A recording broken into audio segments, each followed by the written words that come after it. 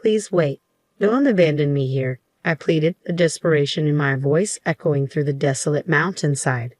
My husband's response was chillingly indifferent. Return when your leg has mended, he retorted coolly before turning his back on me, leaving me stranded amidst the rugged wilderness.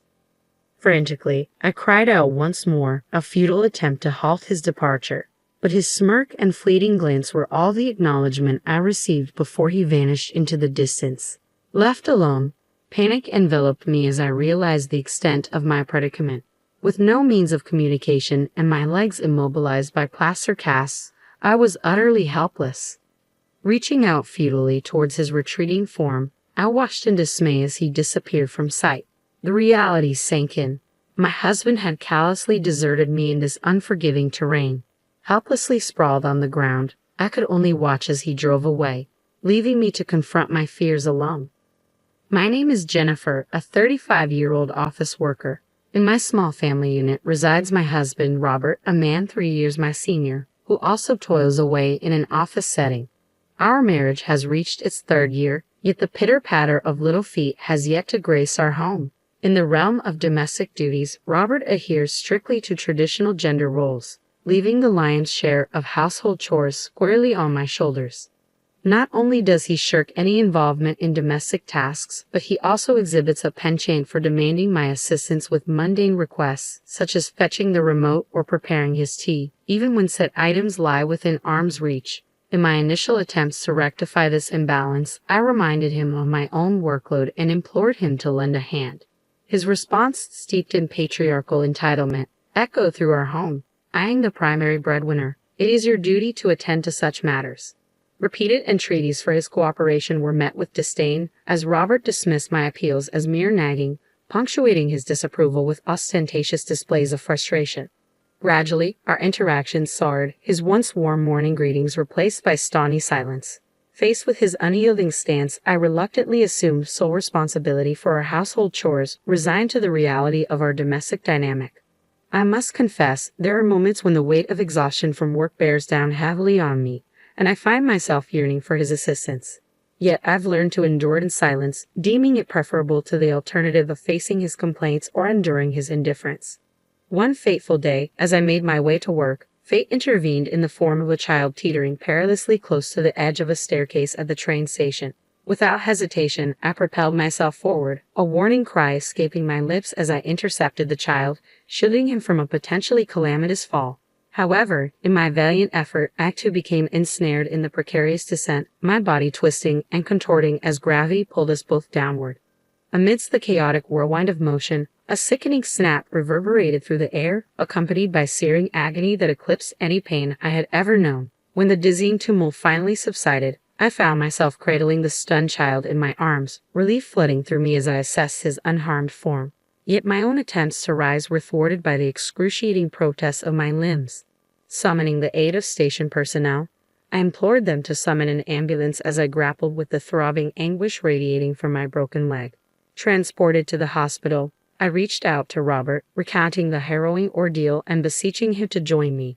Forgive the inconvenience. It seems I've managed to get myself into quite the predicament, I murmured apologetically over the phone.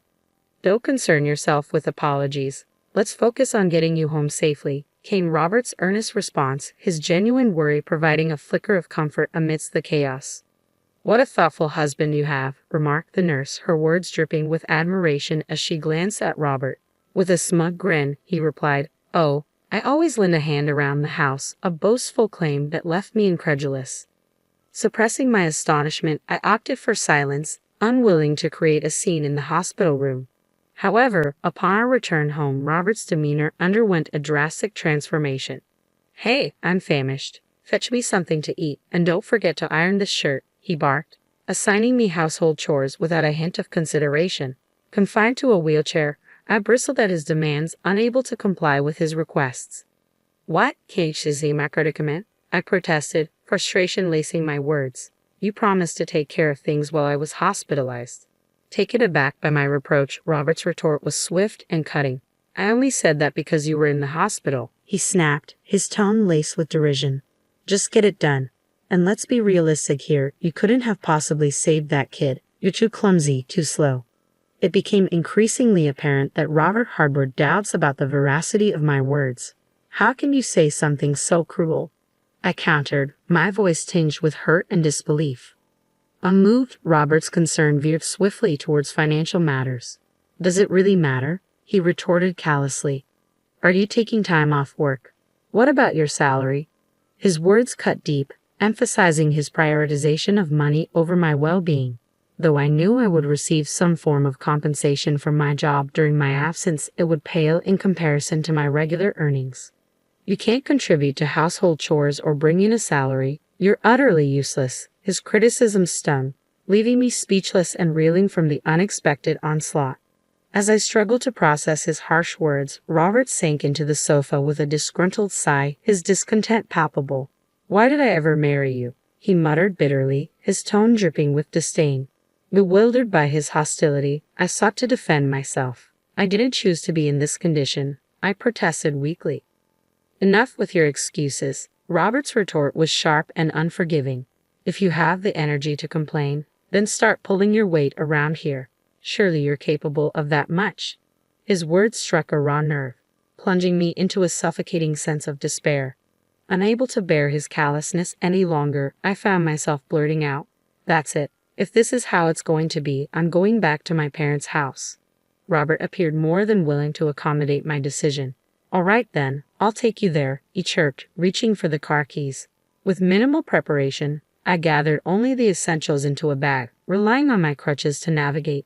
However, Robert's assistance was conspicuously absent as I struggled to make my way to the car. "Come on, what's taking so long? Hurry up and get in," he grumbled impatiently, tossing my bag into the car with careless disregard. Irritation oozed from every pore as he settled into the driver's seat, clearly perturbed by the inconvenience. The journey to my parents' home, nestled amidst the mountains, stretched before us, a daunting 2-hour drive. Despite my misgivings about Robert's sudden willingness to accompany me, I had little choice but to rely on his assistance for the time being. As the city lights faded into the rearview mirror, Robert's sour disposition remained unchanged, his irritation palpable with every click of the tongue at each red light we encountered. Lost in contemplation, I resigned myself to pondering my options once I reached the safety of my parents' embrace. However, my reverie was shattered when the car abruptly halted. "What's happening? Did we run out of gas?" I queried, turning to Robert in confusion, only to be met with a venomous command. "Get out of the car here." Perplexed, I protested. "Here? Why? I can't be left stranded in the middle of nowhere." "Shut up. Don't come back until you're able to walk again." His words cut through the air like a whip, leaving me speechless and abandoned in the desolate expanse of the mountain road. Never in my wildest dreams had I envisioned such a nightmare scenario. Despite my frantic attempts to cling to the seatbelt and door, Robert callously ejected me from the car with a forceful shove.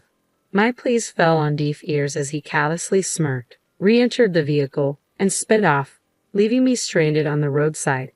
Paralyzed by shock and disbelief, I could do naught but cry out in desperation as Robert's car vanished into the distance, taking with it my belongings and any means of communication. Night was fast approaching, casting an ominous shadow over the desolate surroundings.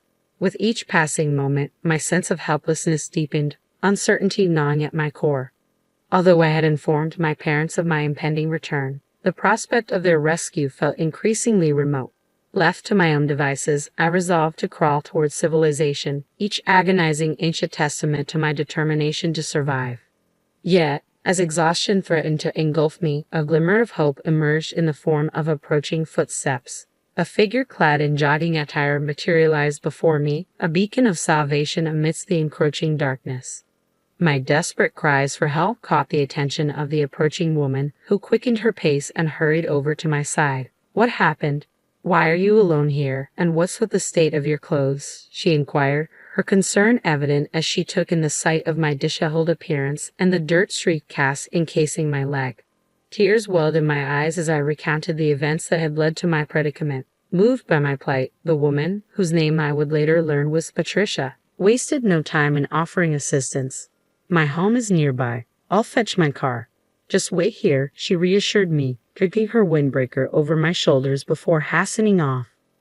Gratitude overwhelmed me as I huddled beneath the shelter of her jacket, fervently praying for her swift return. True to her word, Patricia was soon back, her car idling nearby as she extended a helping hand. "Let's get you to the hospital first, then we can figure out where you live," she suggested, her kindness a balm to my wounded spirit. Moved by her selflessness, I suggested we make a detour to my parents' home, fearing their worry for my well-being.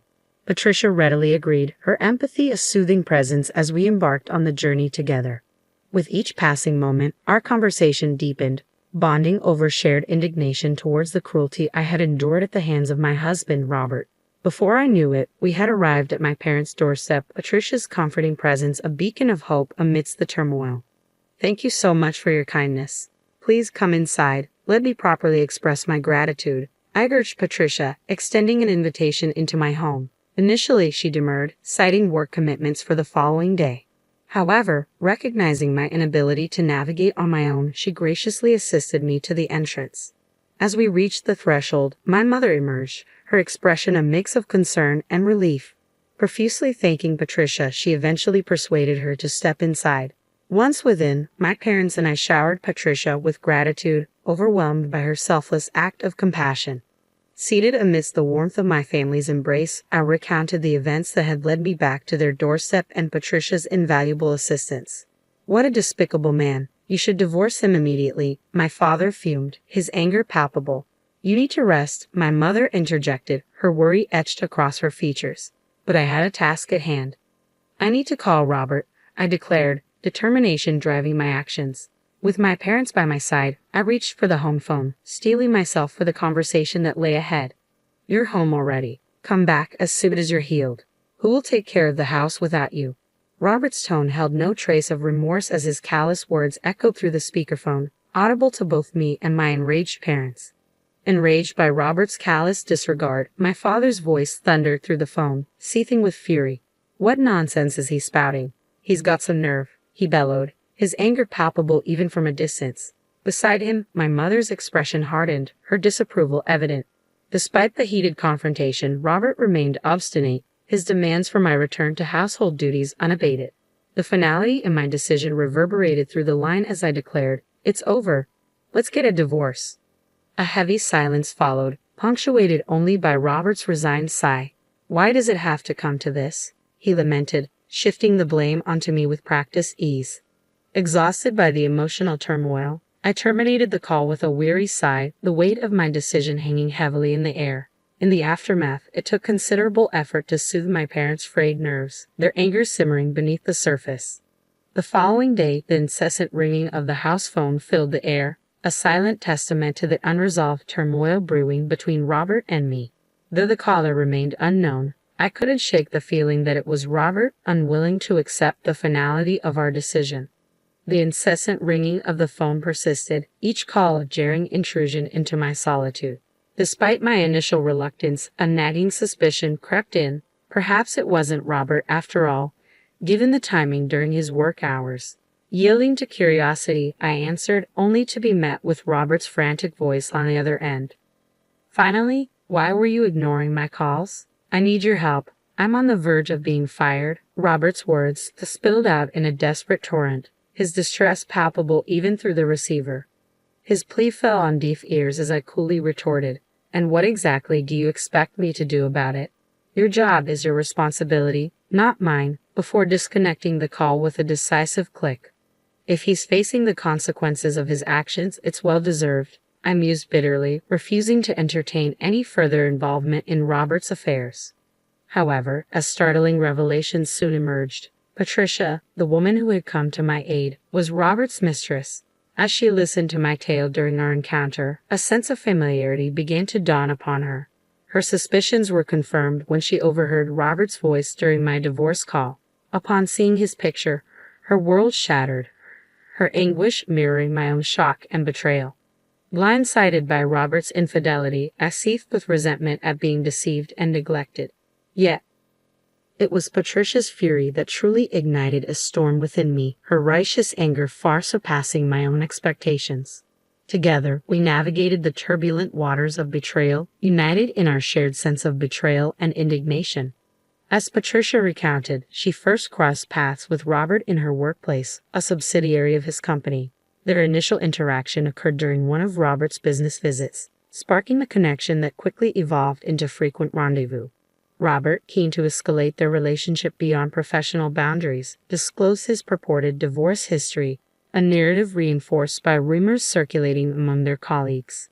Enticed by his seemingly genuine demeanor, Patricia succumbed to Robert's overtures, nurturing dreams of a future together based on his promises of marriage. Little did she know, behind his facade of sincerity lurked a deceitful man who not only concealed his marital status but callously abandoned his injured wife in the wilderness. Consumed by a potent blend of regret and fury at being duped by such a man, Patricia's visage twisted into a chillingly sinister smile. Determined to exact revenge for her betrayal, she orchestrated Robert's downfall, leveraging her connections to ensure his dismissal from his position. Following my decisive dismissal of Robert's pleas, Patricia reached out to relay the consequences of his actions. He's facing the repercussions now. My uncle, infuriated by his behavior, has terminated his employment, she revealed, her voice tinged with satisfaction at the fulfillment of her vengeance. The uncle Patricia referred to happened to be the president of Robert's company. As it turned out, Patricia and the president shared a familial bond. She was his niece. Patricia, grappling with health issues that restricted her ability to work extended hours, secured a part-time position at her uncle's subsidiary, conveniently located near her residence. During our conversation, Patricia revealed that she had been jogging in the mountains that day, a cost-effective alternative to gym memberships aimed at bolstering her physical strength. Interestingly, the CEO, who lacked children of his own, showered Patricia with affection and support, given their familial ties. However, Patricia had deliberately concealed this relationship from Robert, fearing potential complications due to their distinct surnames and disparate workplaces. "It's best to stay cautious," Patricia cautioned, her tone tinged with concern. My uncle mentioned Robert making inappropriate remarks. "I wouldn't be surprised if he attempts to visit you again." As Patricia had ominously predicted, Robert materialized at my parents' doorstep that very night, his persistent knocks echoing loudly through the stillness of the evening. His voice, strained with anger, reverberated through the door as he unleashed a barrage of accusations. "You're responsible for getting me fired. You need to come with me and explain everything to the boss and apologize." Robert's tirade was fueled by his belief that my alleged collusion with Patricia had led to his termination. In his skewed version of events, I had embellished details of his affair to Patricia, thereby triggering a misunderstanding with the boss. As the gravity of the situation dawned on me, I realized the true meaning behind Patricia's cryptic warning of Robert's inappropriate behavior. However, before I could formulate a response, my father, unaware of the brewing storm, had already swung open the front door, unwittingly inviting Robert's wrath into our home. "Enough with your excuses. How dare you demand an apology from my daughter after betraying her trust? You got what was coming to you. Now, get out." My father's voice thundered with righteous indignation as he forcefully ejected Robert from our doorstep, slamming the door shut and locking it behind him. Yet the commotion outside persisted, Robert's pleas for forgiveness echoing through the walls. Taking a deep breath, I addressed Robert through the intercom, determined to set the record straight. "Let me make something abundantly clear since you still seem oblivious. You believe you were fired for merely laying hands on the boss's niece. You're sorely mistaken." The boss thoroughly explained the situation from start to finish. From the CEO's standpoint, this wasn't just a run-of-the-mill affair. It was viewed as a parent company exploiting a subsidiary employee into an extramarital relationship. Your status as a part-time employee placed you in a vulnerable position, and your actions were deemed unacceptable. I continued, my tone unwavering. The CEO admonished you countless times, yet you remained fixated on the affair. Understand this. It wasn't merely about whom you were involved with this time. It was about the gross misconduct of a parent company exploiting its subsidiary. Regardless of the other party's identity, such behavior would warrant dismissal. If you can't grasp how ludicrous your claims are, you're deluding yourself. If you don't want to add arrests to your list of woes, leave now. And as for the divorce, be prepared to face legal consequences. I declared firmly, cutting through Robert's protests with unwavering resolve. Only then did a stunned silence descend upon the scene. With Robert's departure, tranquility settled once more over my parents' home. In the aftermath, I wasted no time in seeking legal recourse. Consulting with Patricia, we devised a plan to hold Robert accountable for his actions. I initiated divorce proceedings, determined to sever all ties with him. Additionally, Patricia and I jointly pursued legal action against Robert, seeking damages for the pain and suffering inflicted upon us. I sued Robert for the emotional anguish of betrayal and deception, while Patricia sought recompense for the emotional toll of being missold into a relationship under false pretenses. Together, we resolved to ensure that Robert faced the full consequences of his deceitful actions. After Robert's dismissal, he found himself in dire financial straits without any severance pay to fall back on. Desperate for assistance, he turned to his parents for help. However, his plea for financial aid fell on deaf ears when they learned of my decision to divorce him. Incensed by his actions, they refused to offer any support. Left with no other options, Robert's parents reluctantly arranged for him to secure employment at a company they were acquainted with. In this new role, Robert found himself at the lowest rung of the corporate ladder, stripped of the perceived superiority he once held as a member of a parent company or subsidiary. His presence was a constant reminder of his transgressions, and he was subjected to menial tasks and disdainful glances on a daily basis. Despite Robert's humiliating circumstances, neither Patricia nor I harbored any sympathy for him. Our sole concern was ensuring that he met his financial obligations, particularly in terms of alimony. We remained indifferent to his treatment and the source of his income, focused solely on securing the compensation we rightfully deserved. With time, my fractured relationship with Robert healed, and I found solace in the company of Patricia's friends. Together, we pursued legal action, resulting in a favorable outcome that provided us with a substantial sum in damages. Buoyed by this success, we began making plans for a well-deserved trip, eager to leave the past behind us and embrace a brighter future.